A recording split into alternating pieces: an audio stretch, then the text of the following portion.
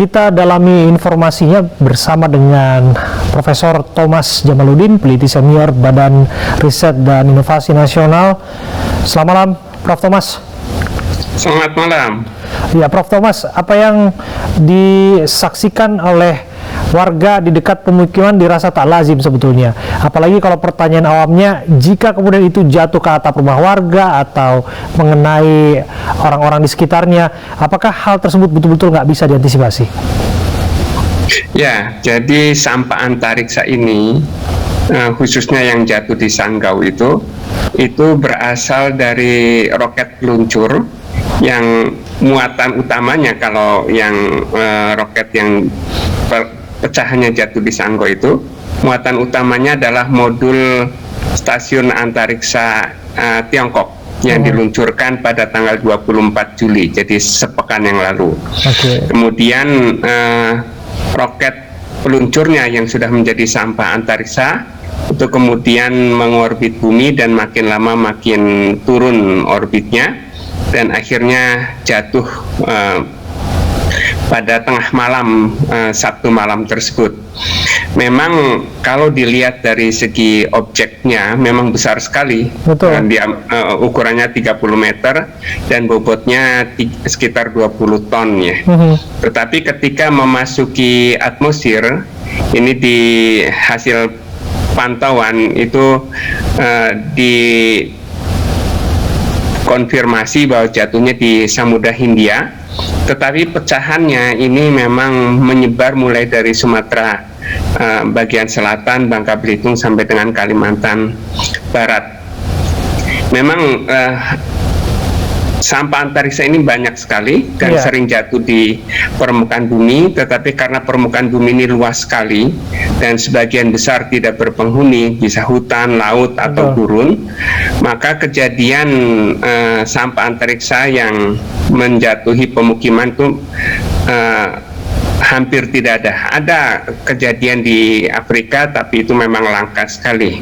Jadi memang berbahaya, tetapi probabilitas atau kemungkinan untuk mengenai manusia itu kecil sekali. Tapi saya parafrase ulang pertanyaan saya. Kemudian jika itu dianggap merusak properti dan lain sebagainya, dan kita nggak bisa menduga-duga ya apa yang mungkin saja terjadi dan probabilitas dan lain sebagainya. Menurut Anda, apa yang mungkin dilakukan oleh negara kita atau otoritas kita untuk memastikan penduduknya aman, properti penduduknya aman dan lain sebagainya? Ya, memang tidak bisa diantisipasi ya sampah antariksa ini karena memang umumnya tidak dikendalikan. Hanya beberapa objek yang sangat besar yang dikendalikan untuk jatuh di laut, seperti Mir, waktu itu sekitar 35 ton bobotnya. Tetapi yang lebih kecil dari itu umumnya tidak dikendalikan, termasuk yang sampah antariksa ini. Nah, bagaimana kalau kemudian jatuh dan mengenai properti milik warga? Itu sesungguhnya ada hukum internasionalnya, yaitu negara pemilik harus bertanggung jawab terhadap kerusakan yang dialami oleh negara yang kejatuhan oleh sampah antariksa tersebut. Tetapi memang ini urusan antar negara ya. Diplomatik begitu ya, Prof?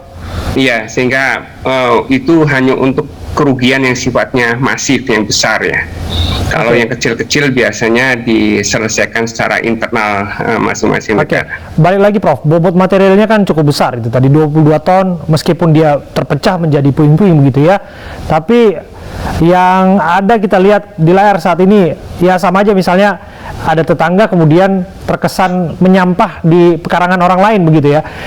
Ada tidak sebetulnya aturan-aturan lazim yang sudah berjalan selama ini mengenai ada sampah antariksa roket Cina yang jatuh di daratan-daratan negara lain? Ya, jadi hukum internasional itu hanya mengatur terkait dengan kejadian yang menimbulkan kerugian. Kalau tidak menimbulkan kerugian, ya umumnya jatuh di hutan atau mungkin yang dekat pemukiman, itu umumnya memang tidak dimintakan pertanggungjawaban. Dan di Indonesia memang sudah ada beberapa kejadian ya. Tahun 1981 itu tabung besar milik bekas roket Rusia itu jatuh di Gorontalo. Tahun 1988 juga tabung roket besar jatuh di Lampung.